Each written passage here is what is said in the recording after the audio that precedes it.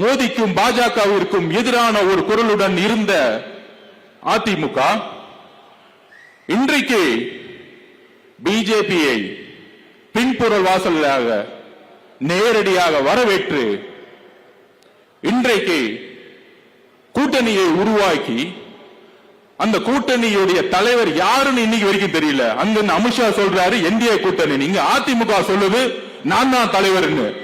CM யாருன்னு கேட்டா அமித்ஷா சொல்லணும்னு சொல்றாங்க. அந்த வலு விளந்து வச்சக்கூடிய தலைமை நாங்கள் ஏன் எதிர்க்கவில்லை என்றால் அதிமுகவுடைய ஒட்டுமொத்த தொண்டர்களும் தாவேகாவில் எப்பொழுதும் இணைந்து விட்டார்கள். எம்ஜிஆர் எப்பொழுது ஒரு குறிக்கோளுடன் ஆரம்பித்தாரோ, அம்மா ஜெயலலிதா அம்மையார் அவர்கள் எந்த குறிக்கோளுடன் அதிமுகவை மீட்டெடுத்தாரோ, அந்த குறிக்கோளின் ஒற்றை நம்பிக்கை இன்றைக்கு நம்முடைய தலைவர் விஜய் அவர்கள் மட்டும்தான்.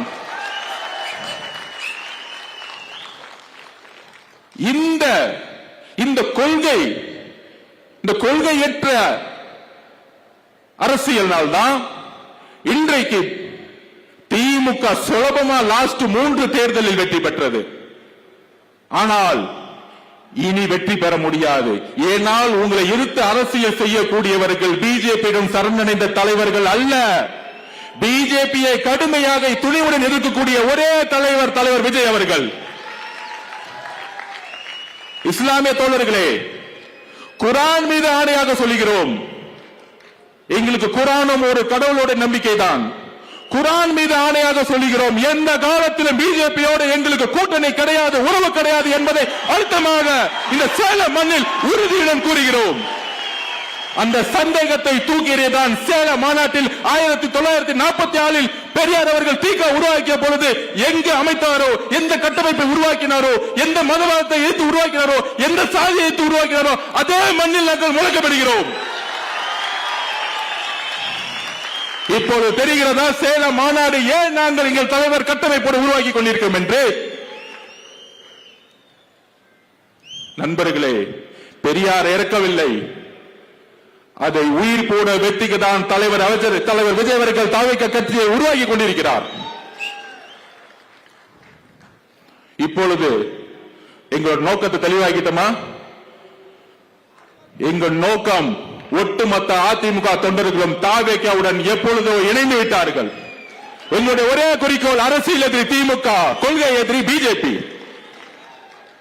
ஒரே முதல்வர் வேட்பாளர், தமிழகத்தின் மக்கள் முதல்வர் வேட்பாளர் எங்கள் தலைவர் விஜய் அவர்கள்.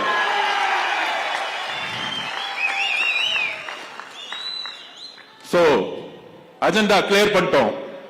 இந்த பத்திரிகையாளர்கள் எல்லாம் பேசிட்டு இருப்பாங்க பாருங்க, டிவில உட்கார்ந்து எல்லாத்துக்கும் நீ மெசேஜ் கொடுத்துட்டோம்.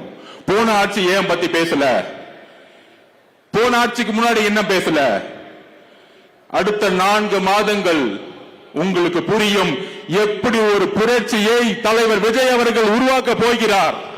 மக்கள் சந்திப்பு புரிய வைக்கும். திமுக கூட்டத்தில் கவர்மெண்ட் பஸ்ஸை யூஸ் பண்ணி கூட்டத்தை கூட்டி திமுக காரங்க தன்னுடைய நிர்வாகத்தை பத்தி பேசாம தாவேகாவை எப்படி திட்டணும்னு சொல்லிட்டு பேசிட்டு இருப்பாங்க. சோ நமக்கான குறிக்கோள் செட் ஆயிருச்சு, நமக்கான அஜெண்டா செட் ஆயிருச்சு. தேர்தல் என்பது யுத்தம், யுத்தத்திற்கு நாம் தயாராக வேண்டும். அப்படி உடனே கேட்பாங்க, தாவேகாக்கு கட்சியோடைய பலம் இல்லையே, அங்கெல்லாம் இளைஞர் கூட்டம் தானே இருக்கிறாங்க. ஒன்னே ஒண்ணு புரிஞ்சுக்கோங்க, 1967 அண்ணா ஜெயிக்கும் பொழுது ராமநாதபுரத்தில் ஒரு மிகப்பெரிய மன்னர் குடும்பம், அதை எதிர்த்து வெற்றி பெற்றவர் சாதாரண குதிரை வண்டியை ஓட்டிட்டு இருந்த ஒரு சாதாரண ஆள். 77 யாரெல்லாம் ஜெயிச்சா? நம்மள மாதிரி இளைஞர்கள். நம்மளால் முடியும், நம்மளால முடியாது எதுவுமே கிடையாது. சோ அந்த உணர்வை நம்ம உருவாக்கணும். நான் இன்றைக்கு சொல்லுகிறேன், இதே சேலம் மாநகரில் 11 எம்எல்ஏ சீட்டும் நம்ம ஜெயிக்க முடியும். அதற்கான சூழலை நம்ம ஏற்படுத்துவோம். ஒட்டுமொத்த கொங்கு மண்டலம் நமக்காக திரும்பும். ஆனால் அதற்கான போராட்டத்தை நாம் உருவாக்க வேண்டும்.